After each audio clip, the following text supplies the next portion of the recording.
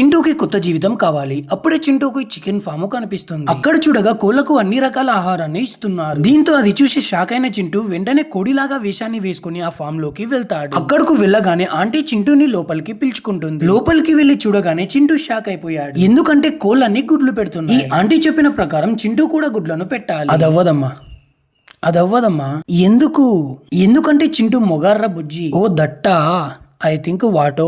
అప్పుడే చింటూ పక్కనే ఉన్న కోడిగుడ్లను దొంగలిస్తుంది. అది గమనించిన కోడి చింటూని కొట్టడానికి చూస్తోంది. అప్పుడే అలారం గట్టిగా కొట్టుకుంటుంది. నీ అవ్వ ఏం టార్చర్ రా, నా వల్లే ప్రాబ్లం అయితే వెళ్ళిపోతామావా ఇటు నుంచి.